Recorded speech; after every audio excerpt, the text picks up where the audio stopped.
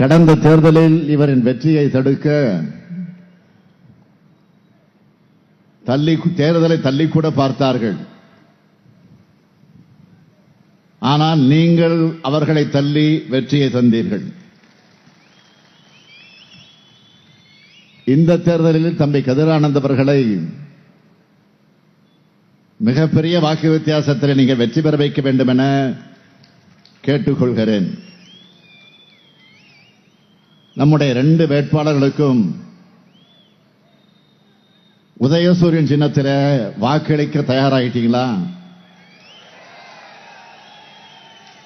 தயாராகிட்டீங்களா? கொஞ்சம் சத்தமா.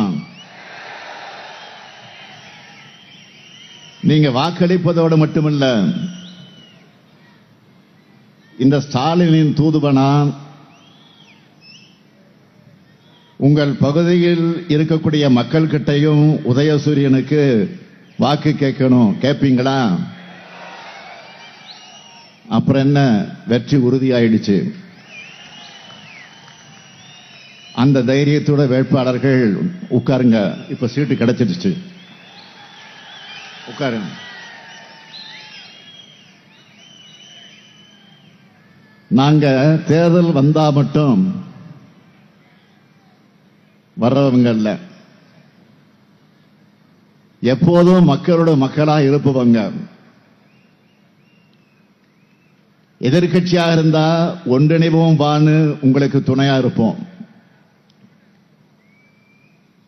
ஆளுங்கட்சியா வர்றப்போ திட்டங்களை நிறைவேற்றி நீங்கள் நலமானு உங்ககிட்ட பேசுவோம். தலைவர் கலைஞர் எங்களை அப்படித்தான் வளர்த்திருக்காரு. என்னை பொறுத்தவரை உங்களில் ஒருவனா, உங்கள் குடும்பத்தில் ஒருவனா இருப்பவன் நான். என்றைக்கும் உங்களோடு இருக்கக்கூடிய நிலையிலே இருக்கக்கூடிய இந்த முத்துவேல் கருணாநிதி ஸ்டாலின் ஒவ்வொரு நாளும் நான் என்னென்ன பணிகளை செய்கிறேன், என்னென்ன திட்டங்களை மக்களுக்காக கொண்டு வரேன், எங்கெல்லாம் பயணிக்கிறேன்னு உங்க எல்லாருக்கும் நல்லா தெரியும்.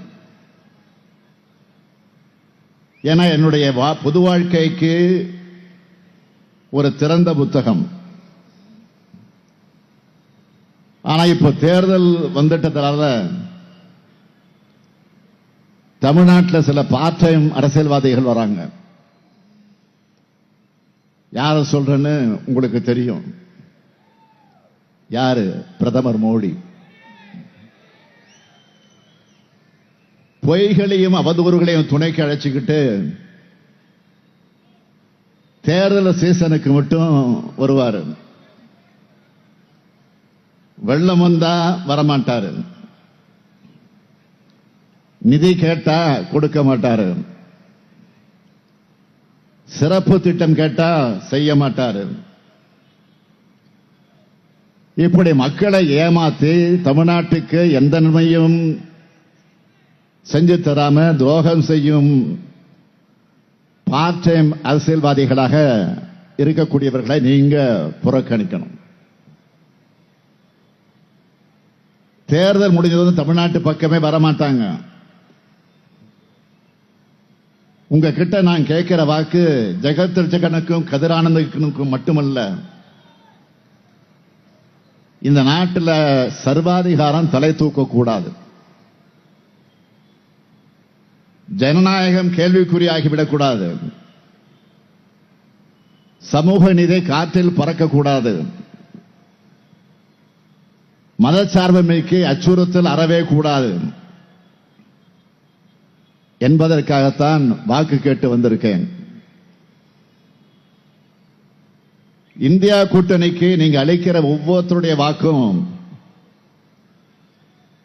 தமிழ்நாட்டை மேலும் வெற்றி பாதையில் அழைத்து செல்லும்.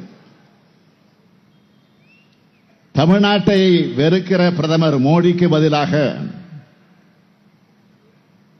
இந்தியா கூட்டணியின் சார்பில் பிரதமராக போகிறவர் நிச்சயமா இந்திய ஜனநாயகத்து மேல உண்மையான மதிப்பும் இந்திய மக்கள் மேல உண்மையான பாசமும் அரசியல் சட்டத்தை மதிக்கிற பண்பும் ஏன் தமிழ்நாட்டோட வளர்ச்சிக்கு பெருந்துணையாக நிற்பவராக இருப்பார். நம்ம திராவிட மாடல் அரசை பொறுத்தவரை எல்லாருக்கும் எல்லாம், அனைத்து மாவட்டங்களுக்கும் பரவலான சீரான வளர்ச்சி என்ற அடிப்படையில் தான் செயல்பட்டு வருது. நாம் செய்துள்ள சாதனைகள் 10 ஆண்டுகள் அதிமுக அவல ஆட்சியினுடைய இருளை அகற்றி தமிழ்நாட்டுக்கு விடியலை ஏற்படுத்தி இருக்கு. அது மட்டுமல்ல, இன்னைக்கு காலையில நான் ஒரு பெருமை கொள்ளக்கூடிய ஒரு செய்தியை சோசியல் மீடியாங்கிற சமூக வலைதளங்களில் பார்த்தேன். நம்ம திட்டங்கள் இந்தியாவிற்கு மட்டுமல்ல, உலகத்திற்கே முன்னோடியாக இருக்கு. இன்னைக்கு கனடா நாட்டில் காலை உணவு திட்டம் கொண்டு வந்திருக்காங்க. இந்த திட்டம் எப்படி உருப்பெற்றது? பெருந்தலைவர் காமராஜர் அவர்கள் மதிய உணவு திட்டம் கொண்டு வர்றதுக்கு காரணமாக ஒரு சம்பவத்தை சொல்லுவாங்க. பெருந்தலைவர் அவர்கள் கார்ல போயிட்டு இருந்தப்போ, முதலமைச்சராக கார்ல போயிட்டு இருந்தப்போ விளையாடிட்டு இருந்த சிறுவர்கள் சிலரை சந்திச்சாராம் வழியில். அங்க காரை நிறுத்தி அவங்களை பக்கத்தில் வர சொல்லி, இன்னைக்கு பள்ளிக்கு போகலையா அப்படின்னு கேட்டிருக்காங்க. அந்த பிள்ளைகள் சொல்லி இருக்காங்க, குடும்பத்தில் உணவுக்கே வழி இல்லாததால எங்க அப்பா அம்மா பள்ளிக்கு அனுப்பல என்று அந்த சிறுவர்கள் சொல்லவும், பள்ளியில மதிய உணவு போட்டா அதுக்காவது குழந்தைகள் படிக்க அனுப்புவாங்கன்னு சிந்திச்ச பெருந்தலைவர் மதிய உணவு திட்டத்தை தொடங்கினார். எனக்கும் அது மாதிரி ஒரு நிகழ்வு நடந்துச்சு. நான் முதலமைச்சரானவுடன் சென்னையில் ஒரு பள்ளியில் நடந்த நிகழ்ச்சிக்கு காலையிலே போயிருந்தேன். ஒரு குழந்தையை பார்த்து, என்னம்மா சாப்பிட்டீங்களான்னு யதார்த்தமா கேட்டேன். அந்த குழந்தை வீட்டில் அப்பா அம்மா வேலைக்கு போறாங்க, காலையில் டிஃபன் செய்ய மாட்டாங்க, அதனால சாப்பிடலன்னு சொன்னதும் எனக்கு மனசே சரியில்லை. கோட்டைக்கு போனவுடன் அதிகாரிகள் அடைச்சேன், பள்ளி குழந்தைகளுக்கு காலை உணவு திட்டம் கொண்டு வரணும், திட்டத்தை தயார் பண்ணுங்கன்னு சொன்னேன்.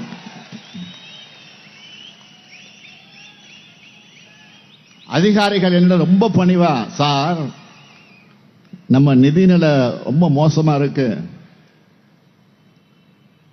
அது இல்லாம இது நம்ம தேர்தல் அறிக்கையில கூட சொல்லலன்னு சொன்னாங்க. உடனே நான் சொன்னேன், வாக்குறுதி கொடுக்கலாம் என்ன, நம்ம எதிர்கால தலைமுறை குழந்தைங்க தான், அவங்க காலையில நல்லா சாப்பிட்டு நல்ல உடல்நலத்தோடு இருந்தாதான் அவங்க படிக்கிறது மனசுல பதியும். இதை நாம கண்டிப்பாக செய்யணும். நிதிநிலையை சரி செய்யவும் திட்டம் போடுவோம், நீங்க ஃபைலை தயார் பண்ணுங்க என்று ஃபைலை கொண்டு வந்தாங்க. கையெழுத்து போட்ட கைதான் இந்த ஸ்டாலின் கை. செய்திகளை உடனுக்குடனும் துல்லியமாகவும் தெரிந்து கொள்ள சப்ஸ்கிரைப் பண்ணுங்க.